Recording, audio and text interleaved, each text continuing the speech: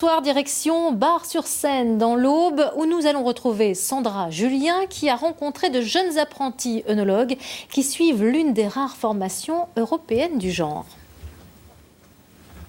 Bienvenue au centre de formation viticole de l'Aube. Dans quelques instants, nous serons derrière ces murs avec les apprentis bac professionnel section européenne, œnologie, viticulture. Si nous sommes ici et pas ailleurs, c'est parce que cette section européenne en apprentissage est unique en Champagne-Ardenne et en France, il en existe seulement 2. Quelle importance revêt cette mention européenne? Comment sont organisés les cours? Voici quelques éléments de réponse.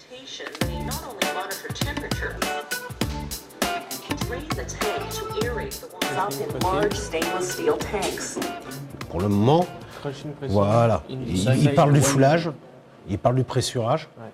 Ils annoncent qu'ils sont dans la cuverie, dans des grandes cuves. En quoi? Voilà, stainless steel tanks. La vidéo. Olivier Rigaud n'a pas trouvé mieux pour enseigner certains termes techniques à ses apprentis bac pro dans la langue de Shakespeare. Alors je répète pour toute la classe, par rapport au film qu'on a vu sur la fabrication des vins. Pink, c'est pour une notion de couleur. Quand on définit le vin rosé, c'est wine rosé. Ou alors si c'est un rosé de saignée, il y aura du terme pour ça qui va être bleeding rosé.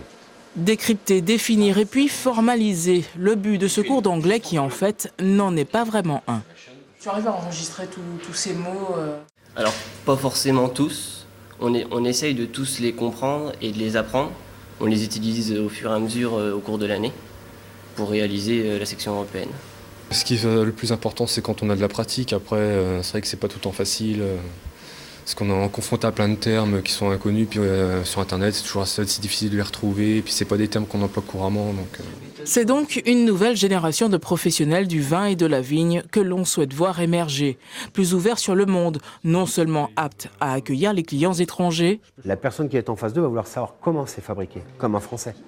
Et là, c'est là qu'il va falloir utiliser les bons termes et le bon langage, mais en même temps être capable de comprendre les termes et le langage en cas où la personne en face ne connaisse pas. Par exemple, to crush, qui va être le foulage. Tout le monde ne sait pas ce que c'est que le foulage. Mais des professionnels capables aussi de démarcher des clients hors des frontières de l'Hexagone et à même d'interpréter les codes internationaux en vigueur. What's happened? We have the bubbles, no? Cordon, ring of the bubbles. The ring of the bubbles, yeah. And after, you smell, you taste. Déjà en français, c'est dur de bien sentir tout ce qui est arôme et tout ça. Alors en anglais, il faut déjà connaître tous les noms d'arômes et après, il faut les retranscrire en anglais, donc c'est plus dur. Ils vont sur Internet. La plupart des choses qu'ils vont essayer de trouver qui peuvent être intéressantes, si c'est purement champenois, si c'est purement régional ou français, ils vont trouver. Dès qu'ils vont s'intéresser à notre culture, ça va être en anglais. Il y a beaucoup de littérature où ça va être en anglais. Et là, ils commencent déjà à y être confrontés. Ils veulent commencer à s'intéresser un petit peu à de l'export, ça va être en anglais.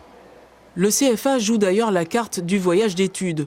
Tous les 2 ans, les apprentis travaillent sur une destination. Expédition qu'ils auront soigneusement préparée, en anglais bien sûr. On a choisi l'année dernière de travailler sur les vignobles européens en général. Cette année, on travaille un peu plus particulièrement sur le vignoble italien. Et chaque binôme d'élèves a en charge la réalisation de ce type de panneaux sur le thème de l'histoire du vignoble, sur le thème de la géographie du vignoble, sur le thème de la technique viticole, œnologique, sur l'aspect économique et aussi sur l'aspect réglementation. Quand Clément n'est pas en cours, il est au Champagne Mathieu.